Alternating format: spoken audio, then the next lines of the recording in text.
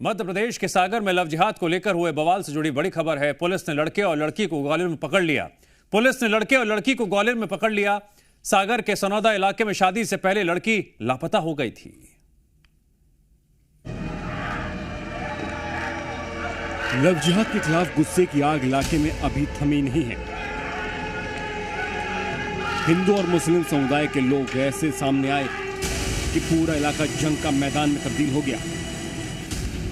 सानौदा गांव में लव जिहाद का आरोप लगाते हुए हिंदू पक्ष ने मुस्लिम पक्ष के लोगों के घरों और दुकानों पर हमला कर दिया। अभी भी हिंसा के बाद इलाके में तनाव है। सागर के सनौदा में हिंदू परिवारों का आरोप है कि यहां हिंदू लड़कियों को लव जिहाद में फंसाया जा रहा है। अब बहन और बेटियों को स्कूल भेजने से भी डर लग रहा है। उसका बड़ा भाई उस गम में खत्म हो गया, हार्ट अटैक हो गया, उसकी लड़की को लेके गए। तो कितनी हिंदू बच्चियां गायब हो गई अब तक? 4-5 हो गई अभी तक 5-6। कौन गायब कर रहा है?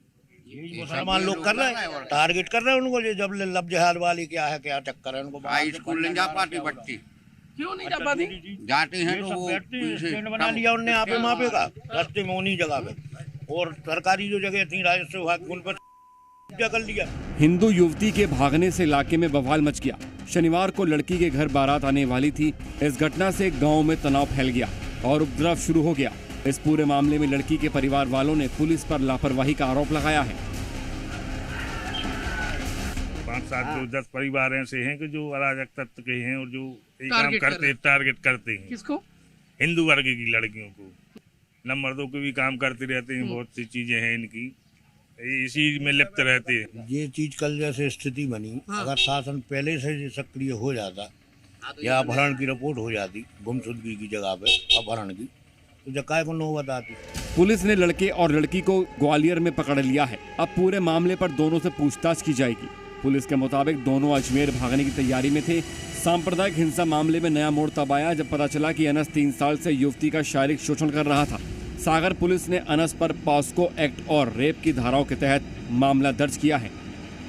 यहाँ पर वो प्रेमी जोड़ा ग्वालियर में कहीं भागकर आया हुआ है, जिसकी सूचना पर हम लोगों ने तस्दीक की और सर्च अभियान भी चलाया, जिसमें हमने उनको दोनों प्रेमिकाओं को केसर टावर के पास से अपना अरेस्ट रोड है, वहाँ से हमने उनको दस्तयाब किया है। और सागर की पुलिस को हमने सूचना दी थी, वो सागर की पुलिस उनको लेकर सागर के रवाना हुई। इस घटना ने गांव में सांप्रदायिक तनाव को बढ़ा दिया है। पुलिस अब मामले की जांच कर रही है। पुलिस लोगों से शांति बनाए रखने की अपील कर रही है। गांव में सुरक्षा व्यवस्था कड़ी कर दी गई है। प्रमोद शर्मा के साथ ब्यूरो रिपोर्ट, जी मीडिया। लड़की के परिजनों का क्या कुछ कहना है वो भी आपको सुनवाते हैं। 18 साल की है सर। वो एक भाईजान का लड़का मेरी बच्ची को ले गया है यहाँ से। कल बारात आने थी। आपने रिपोर्ट की इसकी? हाँ, रिपोर्ट की। कल बड़ी मुश्किल में रिपोर्ट लिखी गई।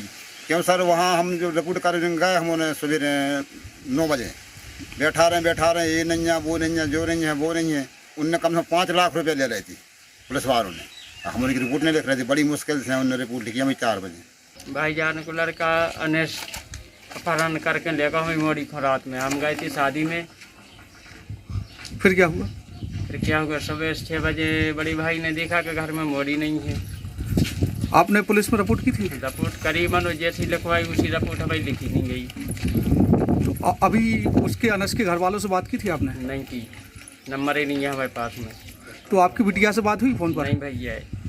अब क्या चाहते हैं आप? हम चाहते हैं कि हमें न्याय मिले। सागर बवाल पर वीडी शर्मा और प्रदेश के डिप्टी सीएम राजेंद्र शुक्ला ने क्या कुछ कहा वो भी सुनिए। देखिए, इस प्रकार के लव जिहाद, अपनी पहचान छिपा करके बेटियों को गुमराह करना, ये एक नहीं कई प्रकार की घटनाएं ऐसे लोग करने का प्रयास करते हैं। लेकिन समाज में इस प्रकार के लोगों को नहीं छोड़ा जाएगा कि कानून इस पर अपना काम करेगा। अगर किसी ने ऐसा किया है तो कानून काम करेगा, लेकिन कानून हाथ में कोई नहीं लेगा। ये मध्य प्रदेश की भारतीय जनता पार्टी की सरकार है, इसलिए कानून जो आवश्यक है वो उचित कार्रवाई होगी। कानून को तोड़ने वाले लोगों के अंदर ये डर है क्योंकि उनको न तो कोई पॉलिटिकल संरक्षण है।